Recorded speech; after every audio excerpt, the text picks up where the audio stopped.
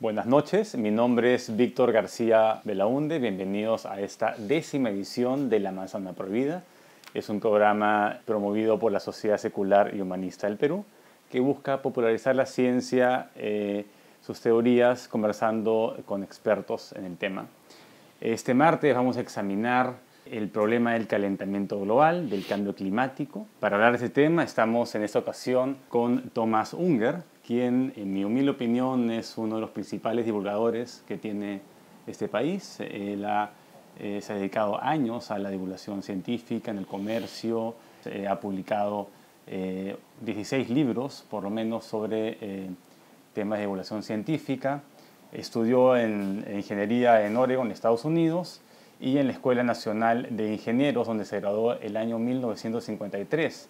Desde 1956 escribe sobre temas de ciencia y automovilismo. Ha recibido diversos premios debido a su actividad de divulgación científica. Fue miembro durante 6 años de la Sala de Propiedad Intelectual de Indecopi y desde el año 60 desarrolla consultorías en transporte y arbitraje técnico. Buenas noches, Tomás. ¿Cómo estás? Buenas noches. Aquí, dime, ¿cuál es la primera pregunta? Hay muchas personas que consideran o piensan que el planeta en realidad no se está calentando. Y si se está calentando es un mecanismo natural de la Tierra y que el hombre no tiene nada que ver con el asunto. ¿Qué piensas? No cabe ninguna duda que el planeta se está calentando porque de eso, pues, digamos, toda la información precisa está en el informe del Panel Internacional para el Cambio Climático que ha sido entregado este año y da todos los datos. Y bueno, hay algunas, creo que son cientos de estaciones que han tomado la temperatura a través de mucho tiempo, algunos de ellos hay registros de 100 años, o sea que no cabe ninguna duda. Tanto la temperatura atmosférica promedio como la temperatura del mar están subiendo. Cosa que ha pasado muchas veces en la historia, ha subido y ha bajado, ha habido épocas glaciales, épocas de gran calor, o sea, pero son cambios que se han producido en forma gradual a través de cientos de miles de años. El problema que hay hoy es, bueno, lo que decía Erwin Toffler sobre el problema del cambio. El problema no es el cambio, el problema es la velocidad del cambio. La velocidad a la que se está produciendo el cambio climático hoy es casi sin precedentes. Pero, ¿qué pasa? En Estados Unidos solamente hay un 40% de norteamericanos que piensa que el calentamiento global es un hecho y que lo causa el hombre. Hay mucho negacionismo del calentamiento global. Si te gustan las estadísticas, ¿has visto qué porcentaje de americanos creen que la evolución es falsa, que no existe evolución? Creen en que la fauna y flora del mundo fue creada, los creacionistas. Claro, creen en el Arca de Noé. Son millones. La evolución no es una teoría, es un hecho comprobado. Pero se plantean varias teorías. Hay personas que dicen que es básicamente por erupciones volcánicas, ¿no? Y que hay más erupciones que la antigüedad. No. Otros dicen que es por el sol, ¿no? El sol está más activo que antes, genera más viento solar. No. Y es por el sol, ¿no? Pero eso está comprobado que no es así, porque hay un perfecto registro de erupciones volcánicas, y si vamos a eso a fines del siglo XIX y principios del siglo XX, estuvieron Tambora y Krakatoa, que fueron erupciones que no se han vuelto a ver, monstruosas. Y hay actividad solar, sabemos que es un ciclo de 11 años y ha habido mayores y menores.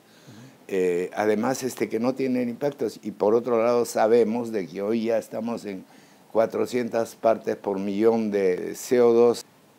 Eso es una cifra que no sucedía hace muchos miles de años. Paleoclimatólogos de la Antártida y de Groenlandia y qué sé yo, que tienen un registro de la composición atmosférica de hace miles de años. No, interesante, pero hay una manera de detectar que el carbono, el dióxido de carbono que se está produciendo es producto de industrias? Bueno, es más, se ha calculado, se sabe cuántos millones de toneladas de CO2 echamos a la atmósfera, porque cada barril de petróleo que se quema produce una cantidad conocida de CO2, no hay más remedio. Todo hidrocarburo que se quema produce agua y CO2, anhídrido carbónico, eso es inevitable. Aquí tengo la ecuación, son 2 moléculas de C6H6, por ejemplo, que es una gasolina aromática, con 15 moléculas de oxígeno, O2, que es como se quema porque se combina el oxígeno, ¿no? Con hidrógeno, 6 moléculas de agua y 12 moléculas de CO2. Ahí está la ecuación. Y eso es impajaritable, eso no lo puedes evitar. El anhídrido carbónico y el agua no lo puedes evitar. Ese es el producto de la combustión. El agua se queda abajo, el anhídrido carbónico se va para arriba. ¿Y por qué exactamente se produce el calentamiento de la atmósfera? Es el efecto invernadero, es decir, ¿qué es un invernadero? Es una caja de vidrio por la cual entra el calentamiento de los rayos solares, sube la temperatura, pero el aire caliente no se escapa, entonces la temperatura adentro va subiendo y subiendo. O sea que es lo que hacen los gases invernadero, que son básicamente el CO2, que es lo que más producimos, y el metano también. Pues estas moléculas evitarían que el calor se vaya de la atmósfera. Claro, reducen la radiación.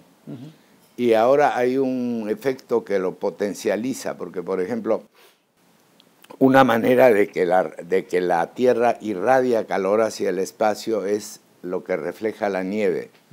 Pero si derrites la nieve, se refleja menos calor, entonces se acelera el calentamiento. Si desaparece toda la nieve de la Tierra se calienta más, porque la nieve refleja y la tierra negra que queda cuando se va la nieve absorbe calor. Tomás, no sé si nos puedes contar un poco el efecto que tendría el calentamiento global en los océanos, ¿no? Y por qué es tan importante mantener océanos saludables. El calentamiento global lo que puede hacer es alterar las corrientes, y las corrientes alteran el clima. Por ejemplo, yo no sé si tú te has fijado en el mapa que Roma está más o menos a la misma latitud que Nueva York. Y en Roma creo que nieva una vez cada no sé cuántos años y la gente tiene un invierno relativamente suave. En Nueva York pues es helado. ¿Por qué? Por la corriente del Golfo. La corriente del Golfo calienta Europa.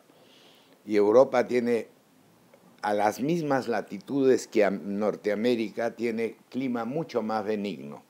Si se alterara la corriente del Golfo, sería pues un cambio drástico, fatal, que cambiaría el mundo, ¿no?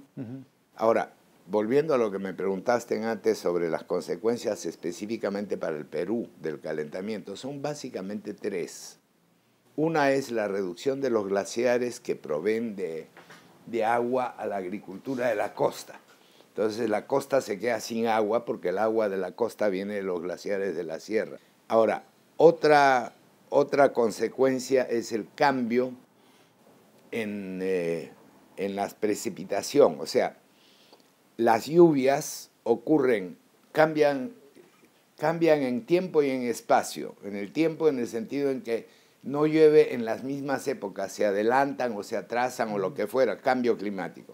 Y la otra es que se desplazan. Hay sitios donde antes llovía, ahora llueve en otro. Y entonces, ¿qué sucede? Por un lado hay derrumbes, inundaciones, porque son sitios que no estaban preparados para una lluvia intensa, y ahí donde se contaba con la lluvia no está. Y la tercera es el cambio en los ecosistemas, porque para comenzar, a medida que sube la temperatura, las plantas y los animales pueden subir más alto. O sea que digamos un límite para por decir algo, para la mosca de la verruga, es 2000 y tantos metros, por razones de temperatura y clima. Si el clima aumenta, va a poder vivir más alto. Van a poder vivir más alto otras plantas, van a poder subir más arriba otros animales. entre ellos una serie de artrópodos que se pueden comer lo que hay en ese lugar y se rompen los ecosistemas. Dejan de funcionar como han funcionado por miles de años y todo cambia. Eventualmente se adaptará, pero será otro ecosistema.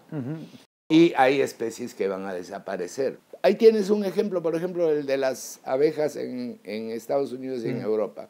Ya les ha costado más de $1.000 millones en Estados Unidos en cosechas, por ejemplo, de almendras, porque las almendras solo las polinizan las abejas.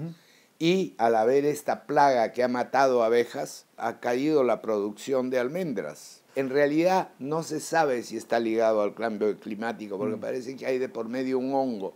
Si una abeja puede tener tanto impacto en un sistema ecológico, ¿qué es lo que pasa cuando cambia el clima? Los animales pueden, cuando digo animales no estoy hablando solo de vertebrados y mamíferos, estoy hablando de artrópodos, estoy hablando de insectos, de plagas, de todo, se pueden mover. Pongamos que una plaga que no atacaba ningún cultivo por encima de 2.500 metros porque no soportaba el frío, ahora puede pasar 3.000 metros. ¿Qué va a pasar con los cultivos a esa altura? No sé. Te estoy simplemente planteando el impacto que tiene el cambio climático en los ecosistemas. Muy interesante. Bueno, estamos cerrando esta primera parte acá en la Amazonía Prohibida. Estamos conversando con Thomas Unger sobre el calentamiento global y sobre qué fenómenos científicos podrían explicar este aumento de las temperaturas.